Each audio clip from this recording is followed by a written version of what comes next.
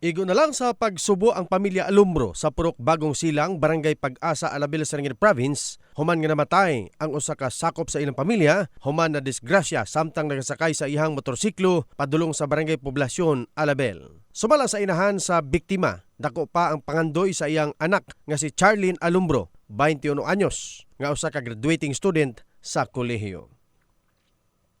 Niligid ako malimtan sa akong anak, sir, ang mga plano para sa iyang kinabuhi o sa iyang pamilya. Bisan broken pamilya ang ako ang anak, sir.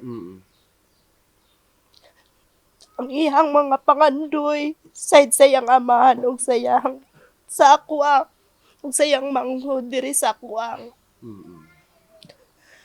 kuan niya sa ako ang nangandoy gid siya nga isip magulang siya. Pila na lang gyud daw niya ka kuan nga makahuman na siya sa iyang pag-eskwela.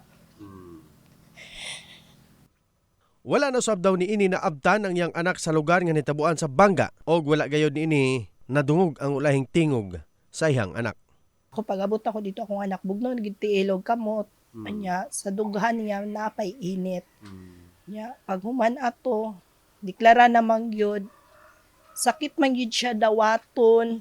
Ang tanan maingon man gyud dira pero ang ano nang gyud nako baka nang sa sitwasyon sa pagpaway sa kong anak kanang ang kasakit sa iyahang gibati ba ang mga samad nga bisan moingon na lang imong anak ba nga ma sakit kayo ma dili na ko makaya wala na gyud nako na siya nadungog.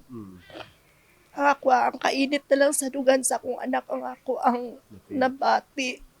Ang biktima nakaangkon og samad sa naong, sa tiyan og sa tiil og walay helmet. Samtang dako ang damyo sa iyang motorsiklo. Samtang ang kabangga nini nga si Christopher Bantot, 47 anyos, nabalian og batiis o gidala sa Davao aron matambalan. Sa investigasyon sa Alabel PNP, nigawas nga managsama nga sakay sa motorsiklo ang duha. Si Alumbro padulong sa Poblasyon Alabel, samtang si Bantot padulong sa Barangay Bagakay.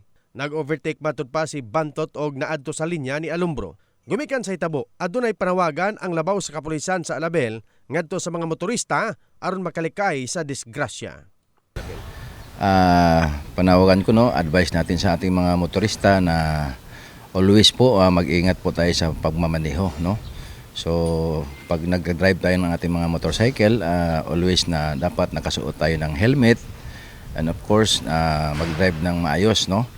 And kung mayroon man mga nakainom dyan sa pag-drive, iwas-iwasan po natin mag-inom para po maiwasan natin yung mga disgrasya po. And kailangan po makarating tayo sa ating mga patutunguhan na matiwasay and safe po tayo at malayo po sa disgrasya. In the heart of changing lives, kini si Brigadier Jason para sa Brigada News Jansan, Brigada News.